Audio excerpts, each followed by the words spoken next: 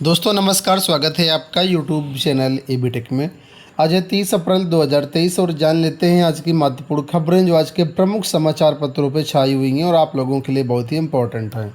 सबसे पहली अपडेट यहाँ पर देखकर रेलवे को लेकर के आ चुकी है।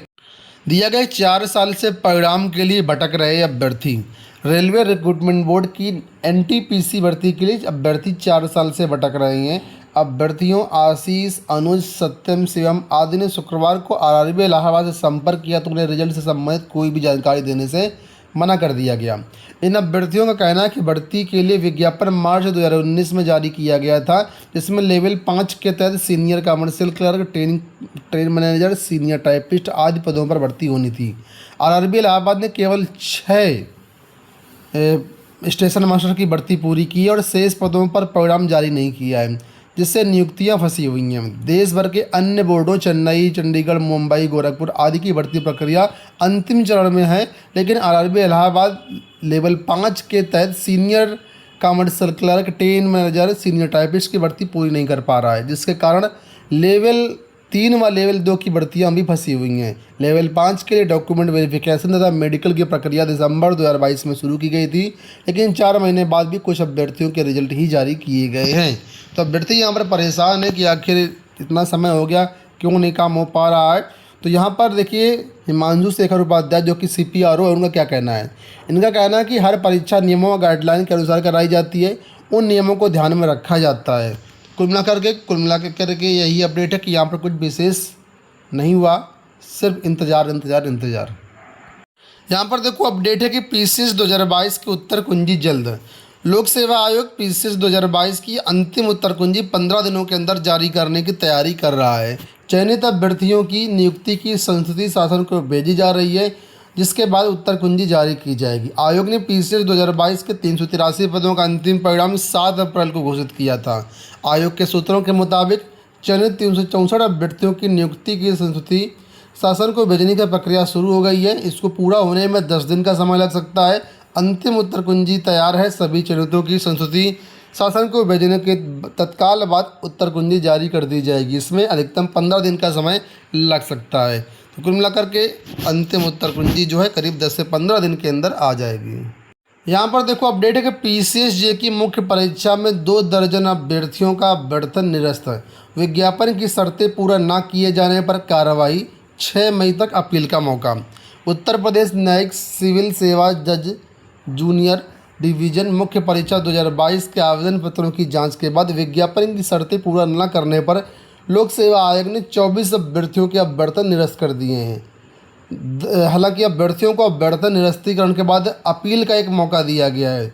PCSJ की मुख्य परीक्षा 23, 24, 25 मई को प्रयागराज, लखनऊ के विभिन्न केंद्रों पर प्रस्तावित है। मुख्य परीक्षा के आवेदन पत्रों की संरीक्षा के बाद जिसका अभ्यर्थन निरस्त किया गया है, उनमें सर्वाधिक 13 अभ्यर्थी ऐसे हैं जिन्होंने आवेदन पत्र अंतिम तिथि 15 अप्रैल 2023 तक आयोग कार्यालय में प्रस्तुत नहीं किए। इनके अलावा 7 अभ्यर्थी ऐसे भी हैं जिनके आवेदन निरस्त हुए क्योंकि उन्होंने ऑनलाइन आवेदन में तो स्वतंत्रता संग्राम सेनानी श्रेणी का दावा किया है, लेकिन मुख्य परीक्षा के आवेदन के साथ DFF का प्रमाण पत्र संलग्न नहीं किया। वहीं एक अभ्यर्थी ने PCSJ मुख्य परीक्षा के स्थान पर सहायक अभियोजन अधिकारी परीक्षा 2022 का आवेदन पत्र प्रस्तुत किया है। तो ये ऐसे अभ्यर्थी हैं जिनका आवेदन पत्र निरस्त किए गए हैं। अब जिनके आवेदन निरस्त किए गए हैं, अगर उनको यहाँ पर अपील करनी है तो इसका प्रत्यावेदन जो है आपको देना होगा डाक के माध्यम से, या फिर लोक सेवा आयोग के गेट नंबर 3 में जो डाक अनुभाग है वहाँ पर आप लोग दे सकते हैं। यहाँ पर देखिए एक बड़ी अपडेट निकल के आई है कि नए चयन आयोग में देरी पर मांगी पुरानी संस्थाओं से भर्ती प्रक्रिया। आप लोग जानते हैं कि जो भी शिक्षक भर्तियाँ आए पुराने आयोग भंग होने के कारण ठप पड़ी हैं। तो ऐसे में यहाँ पर जो है मांग की गई है कि अगर चयन बोर्ड नया आयोग बनने में देरी हो रही है तो फिर चयन बोर्ड और उच्चतर आयोग से पुरानी शिक्षक भर्तियाँ जो है कर ली जाएँ। इसी के बारे में देखो क्या लिखा है यहाँ पे। पुरानी संस्थाओं में शिक्षकों की चयन प्रक्रिया के लिए जरूरी कोरम पूरा न होने तथा नए राज्य शिक्षा सेवा चयन आयोग की गठन प्रक्रिया के नाम पर शिक्षक भर्तियां ठप पड़ी हैं। संयुक्त युवा मोर्चा ने नए चयन आयोग का गठन होने तक पुरानी चयन संस्थाओं से लंबित व प्रस्तावित भर्तियों की चयन प्रक्रिया जारी रखने की मांग मुख्यमंत्री से की है। मुख्यमंत्री को भेजे पत्र में संयुक्त मोर्चा के राजेश आचार्य ने कहा है कि नए शिक्षा सेवा आयोग के गठन से चयन प्रक्रिया में जटिलता पैदा होगी और भर्तियों में अनावश्यक देरी व न्यायिक विवादों में भी वृद्धि हो सकती है। अगर नए शिक्षा सेवा चयन आयोग गठन जरूरी है तो इसका गठन निर्धारित समय में जो है हो जाना चाहिए था।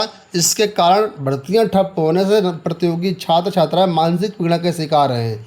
युवा मंच अध्यक्ष अनिल सिंह ने कहा कि सरकारी आंकड़ों में अशासकीय राजकीय माध्यमिक विद्यालयों में शैक्षणिक व अशैक्षणिक पद बेसिक शिक्षा में शिक्षकों के बड़ी संख्या में पद रिक्त हैं। नए शिक्षा सेवा चयन आयोग के गठन में देरी के मद्देनज़र इसके गठन का प्रस्ताव रद्द करके मौजूदा चयन संस्थाओं के माध्यम से भर्तियों को पूरा करने की मांग की गई है। यहाँ पर देखो अपडेट है कि शिक्षकों के अंतर जिला स्थानांतरण की प्रक्रिया 3 मई के बाद बेसिक शिक्षा परिषद के प्राथमिक एवं उच्च प्राथमिक विद्यालयों के शिक्षकों शिक्षिकाओं के शैक्षणिक सत्र 2022-23 के लिए अंतः जिला स्थानांतरण एवं समायोजन पारंपरिक स्थानांतरण की प्रक्रिया में देरी होगी। मानव संपदा पोर्टल पर शिक्षक शिक्षिकाओं का विवरण अपडेट किया जाना था, लेकिन डाटा में त्रुटियां होने के कारण उसे ठीक किया जाना है। 28 अप्रैल को पोर्टल क्रियाशील नहीं हुआ। अब पोर्टल पर विवरण 3 मई तक अपडेट पर इसे क्रियाशील करने की तिथि तय होगी। कुल मिलाकर के 3 मई के बाद ही यहाँ पर अब ट्रांसफ़र संबंधित जो भी चीज़ें होंगी वो हो पाएंगी। यहाँ पर अपडेट है सीबीएसई बोर्ड 10वीं 12वीं के रिजल्ट को लेकर के बताया गया अगले सप्ताह जारी हो सकता है सीबीएसई का 10वीं 12वीं का परिणाम। तो सूत्रों के अनुसार 10वीं की उत्तर पुस्तिकाओं की जांच 20 अप्रैल तक खत्म हो गई थी। 12वीं की उत्तर पुस्तिकाओं की जांच भी खत्म हो चुकी है। 29 अप्रैल को बोर्ड के पास सभी उत्तर पुस्तिकाओं को जमा कर दिया गया है। ऐसे में मई के पहले सप्ताह में परिणाम घोषित किए जा सकते हैं। बोर्ड 12वीं के परिणाम पहले और 10वीं का परिणाम बाद में जारी करेगा।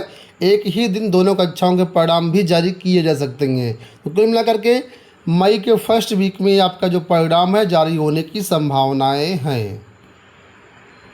अगली अपडेट यहाँ पर है जेईई एडवांस को लेकर के। आप लोग जानते होंगे जेईई मेन का रिजल्ट कल डिक्लेयर कर दिया गया। अब अभ्यर्थी जेईई एडवांस के लिए आज से आवेदन कर सकेंगे। उसी के बारे में यहाँ पर अपडेट है कि जेईई मेन 2023 में शीर्ष रैंक वाले 2,60,000 परीक्षार्थी जेईई एडवांस के लिए घोषित कर दिए गए हैं योग्य। जेईई एडवांस के लिए 30 अप्रैल सुबह 10 बजे से ऑनलाइन आवेदन किए जा सकेंगे। यह प्रक्रिया 7 मई शाम 5 बजे तक जारी रहेगी। इस साल ये परीक्षा कराने की जिम्मेदारी आईआईटी गुवाहाटी को सौंपी गई है। जेईई एडवांस की परीक्षा 4 जून को होनी है। पहला पेपर 9 से 12, दूसरा पेपर 2:30 से 5:30 बजे तक होगा। 29 मई से 4 जून तक ऑनलाइन प्रवेश पत्र डाउनलोड कर सकते हैं। कट ऑफ यहाँ पर देख सकते हैं किस तरह कट ऑफ यहाँ पर पिछले साल की अपेक्षा यहाँ पर बढ़ी है। यहाँ पर देखो अपडेट है कि 674 परीक्षार्थी 3 साल के लिए होंगे डिबार।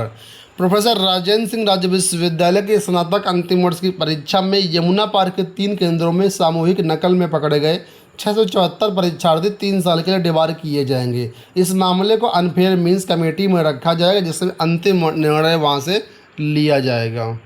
इसके साथ ही यहाँ से एक अपडेट और है कि 25 लाख विद्यार्थियों की डिग्री का हो सकेगा ऑनलाइन सत्यापन। रज्जू भैया विश्वविद्यालय ने ऑनलाइन किया मार्कशीट डिग्री का डाटा। तो यहाँ पर अब जो मार्कशीट डिग्री का डाटा 2016 से लेकर के 2022 तक अब ऑनलाइन कर दिया गया है और विश्वविद्यालय ने 25 लाख डिग्री और मार्कशीट को डिजी लॉकर पर अपलोड कर दिया है। साथ ही विश्वविद्यालय ने 2 लाख से अधिक छात्रों का credit score academic bank of credit पर अपलोड कर दिया गया है। तो कुल मिलाकर के यहाँ पर जो है 2016 से 2022 तक की जो भी मार्कशीट डिग्री है उनका सत्यापन ऑनलाइन हो जाएगा। अंत में बात कर लेते हैं हम लोग इलाहाबाद विश्वविद्यालय एवं संगठक महाविद्यालयों में पीजी एडमिशन के बारे में। तो लिखा है कि 3 दिनों में 7,000 छात्रों ने किया आवेदन। इस समय पीजी में एडमिशन की प्रक्रिया चल रही। आवेदन करने की अंतिम डेट जो है 16 मई रखी गई है। ऐसे में आवेदकों की संख्या अभी और बढ़ेगी। पीजी में एडमिशन की प्रक्रिया 26 अप्रैल से शुरू की गई थी और इस बार 9,467 सीटों पर प्रवेश लिए जाने हैं। तो जो भी अभ्यर्थी इसमें आवेदन करना चाहते हैं, एडमिशन लेना चाहते हैं, यहाँ पर देखिए वेबसाइट दी गई, यहाँ से जाकर के आप लोग ऑनलाइन आवेदन कर सकते हैं।